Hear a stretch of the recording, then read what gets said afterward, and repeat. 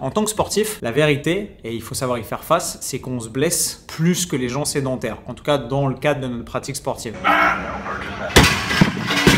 On se blesse parce qu'on tire sur la corde, qu'on est exigeant avec nos physiques et que probablement par ego ou par vanité, on a souvent tendance à négliger sa récupération et à en faire toujours un peu plus. Il y a aussi une mentalité dans le sport et socialement qui se développe à toujours vouloir pousser ses limites, repousser les limites qui étaient les nôtres hier pour arriver aujourd'hui à devenir plus fort pour demain. Et ça, c'est une dialectique qui peut paraître séduisante et qui est très motivante pour accomplir des choses importantes et qui méritent d'être vécues dans nos vies, mais qui, au quotidien, est quand même douloureuse, dangereuse et qui potentiellement laisse sa trace sur le corps et sur votre intégrité physique sur le très long terme. Mes douleurs articulaires au coude et aux genoux vont de mieux en mieux. J'ai compris, contrairement à ce que je pensais encore en 2019, que je n'étais pas atteint d'une maladie orpheline, d'une dégénérescence des cartilages, d'une espèce de maladie tropicale, etc. Et qu'il s'agissait juste de prendre le temps de réparer ce qui était endommagé et d'arrêter de vouloir forcer ou courir après le temps ou en faire trop par-dessus des blessures qui étaient déjà installées. À partir du moment où vous avez une douleur, c'est que vous avez un signal que votre corps vous envoie pour vous dire « Hep, hep, hep. Oh oui, oh. J'ai mal, ça pique, c'est douloureux. Attention, là il se passe un truc qui est pas tout à fait normal. Là il y a peut-être une petite lésion tissulaire. Là il y a peut-être un petit arrachement ligamentaire. Là il y a peut-être une articulation qui est pas exactement où elle aimerait être et le genre de mouvement que tu fais, ça facilite peut-être pas les choses. En négligeant d'écouter et de laisser leur place légitime à ces signaux, on finit par pousser le bouchon un peu trop loin, Maurice. Tu pousses le bouchon un peu trop loin, Maurice. Ce que j'ai fait en 2018, c'est qu'à force de m'entraîner avec un très gros volume d'entraînement, j'ai poussé la capacité de récupération de mes articulations au-delà de ce qu'elle était capable d'encaisser. J'ai un tissu musculaire qui est de bonne qualité, qui est réactif, qui progresse vite et qui peut générer beaucoup de force et de puissance. Malheureusement, la génétique m'a doté d'articulations, comme vous le savez très probablement, de gamine de 6 ans et j'ai des poignets, des chevilles, des genoux et des épaules extrêmement fines. C'est la raison aussi pour laquelle j'ai un potentiel de croissance musculaire limité parce que vous ne pouvez grossir et construire de la masse musculaire qu'à partir du moment où vos os sont capables de le supporter. Plus vous avez à la naissance des os et un squelette épais, plus vous allez pouvoir avoir de masse musculaire. C'est génétique et les recherches le montrent extrêmement bien avec des corrélations extrêmement précises. Mais malheureusement pour l'intégrité physique sur le long terme, surtout dans des sports un peu durs comme les sports de combat, avoir des articulations un peu légères, c'est pas le meilleur moyen d'arriver à durer et à progresser sur le long terme. Et en 2019, j'ai refusé d'accepter cet état de fait et je me suis dit mais non, je suis un sportif, j'ai un vrai mental, c'est rien si j'ai un peu mal, si ça pique un peu, si c'est inconfortable, si j'ai une gêne, je vais m'entraîner quand même et je vais triompher de cette espèce d'obstacle qui essaye simplement de me pourrir la vie et de me tirer vers le bas. Grosse erreur. Pourquoi ? Parce qu'on a tous une constitution physique, une composition physique et des limites qui nous sont propres. Et même si la dialectique sociale en ce moment nous pousse à dépasser nos limites, à utiliser tous les stratagèmes, aussi bien en termes de contouring qu'en termes de stéroïdes androgènes anabolisants pour se transcender et devenir meilleur et devenir un autre et devenir mutant, devenir surnaturel, au-delà des limites de ce que notre propre nature nous inciterait à respecter,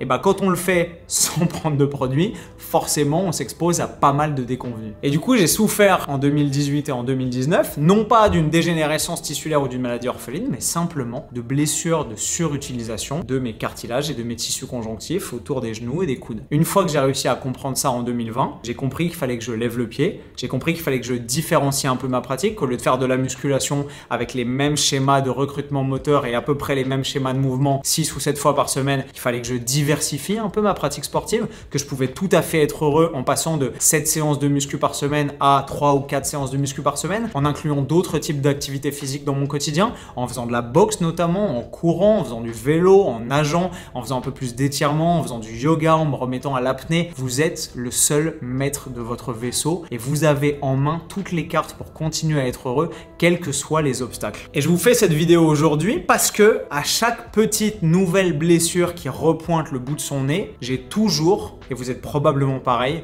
tendance à vouloir faire fermer sa gueule à cette douleur qui arrive et à me dire T'es plus fort que ça. Ouais, c'est pas grave. Serre les dents, t'es résistant, ça va passer. Demain, t'auras plus mal. Vas-y, va t'entraîner quand même, c'est pas grave. Et je pense progressivement et de plus en plus avec le temps qui passe et la maturité qui arrive probablement, que se forcer à ne pas écouter, à ne pas entendre un signal douloureux et à outrepasser la douleur pour faire une séance de plus ou une rep de plus ou un exercice de plus est en fait une grossière erreur. L'erreur, puisque c'est le mot qui revient depuis le début de ma prise de parole face à vous, que je ne referai plus ou qu'au moins j'espère ne pas refaire, et mon ego m'est témoin que je suis encore à la portée de toutes les erreurs du monde et c'est ça qui est beau, on apprend toujours et on progresse sans arrêt, c'est de ne pas négliger mes signaux douloureux et d'essayer de prêter davantage attention aux signaux et aux messages que mon corps m'envoie. Il y a 3 jours à la boxe, en sparring, je me suis pris le tampon de l'année, j'ai mis un crochet à un mec, il est passé en dessous et il m'a mis une espèce de coup d'épaule tout pourri qui a l'air de rien et probablement sans le faire exprès et en fait il m'a déplacé une côte là, juste là dans les côtelettes et genre il n'y a pas de bleu, il n'y a pas de saignement, il n'y a manifestement pas de dérèglement quel qu'il soit, à moins que vous soyez kiné ou ostéo, et je souffre le martyr,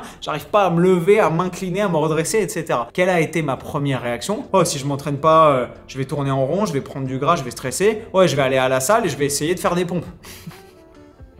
Je peux même pas attraper mon sac avec le bras droit. Raison pour laquelle il est probablement plus judicieux de prendre un peu de repos, de se faire masser, d'étirer un peu éventuellement les tissus qui ont été mis à mal et de prier pour que ça s'arrange avec le temps et du repos. Antoine, qu'est-ce qu'il a fait? Il s'est dit qu'il allait aller faire des pompes et du développé couché. Erreur fatale. La solution, elle est donc toute simple. Prendre davantage soin de sa santé et avoir l'humilité de reconnaître qu'on n'est pas des robots, qu'on n'est pas des machines et qu'on ne peut pas avoir une courbe de progression comme ça, sans douleur, sans blessure, sans accroc dans le parcours. Plutôt que de vouloir s'entêter et faire du développé couché absolument, parce que le développé couché c'est un mouvement essentiel et parce que quand on fait pas de développé couché on n'est pas fort et qu'on n'est pas un vrai mec et que quand on est vraiment un influenceur du fitness on fait du couché, on a un gros couché, on a des gros pecs. Pourquoi ne pas tout simplement transitionner vers une machine qui me permet de m'entraîner en me faisant pas mal et en concentrant la tension musculaire là où elle doit être, sur les pectoraux, les triceps et éventuellement les deltoïdes, sans générer de douleur qui ne serait pas nécessaire. J'ai la chance de pouvoir être en ce moment à Dubaï dans des salles qui offrent l'ensemble de ces possibilités. Pourquoi est-ce que je le fais pas? Dites-moi. À vous de me dire, si vous avez compris mon point de vue depuis le début, vous avez probablement la réponse. Et je ne sais pas si ce problème d'ego qui domine la dynamique globale et qui invite à mettre ses petits bobos et ses souffrances de côté est en fait un héritage sociétal qui nous pousserait, nous les garçons, à serrer les dents et à ne pas écouter les douleurs et qui nous amène finalement à nous blesser davantage que ce qu'il aurait fallu. Ou si les filles souffrent aussi de ce genre de mots et que malheureusement on est tous dans le même panier. Pour vous prouver que on n'est pas nécessairement obligé d'être tout le temps fort pour être quelqu'un de fort et une personne de valeur, je vais prendre l'exemple d'une personne qui est probablement le symbole même de la force, de la résistance, de la réussite sur ces 5, 10, 15 dernières années. J'ai nommé Dwayne Johnson, The Rock, et qui il y a 2 jours a publié un post extrêmement pertinent et profond sur la question du bien-être, de l'importance de prendre soin de soi et d'écouter les messages de son corps. Je vous le lis. After the pain of, donc après la douleur ressentie à la suite de 4 chirurgie du genou, un arrachement du quadriceps depuis le bassin, un arrachement de l'adducteur depuis le bassin, une triple opération d'une hernie, une rupture du tendon d'Achille, une épaule entièrement reconstruite, 3 hernies discales des vertèbres lombaires et 2 ruptures des disques vertébraux. It's the daily reminder that we only have one body and we're gonna take care of it. Ceci à titre de simple rappel quotidien que nous n'avons qu'un seul corps et que nous devons en prendre soin. Si ça, mes petits potes, c'est pas de la sagesse en barre, et si vous ne l'entendez pas avec mes mots, j'espère que les mots de The Rock, qui a une voix probablement plus tonitruante, plus grave et plus suave que la mienne,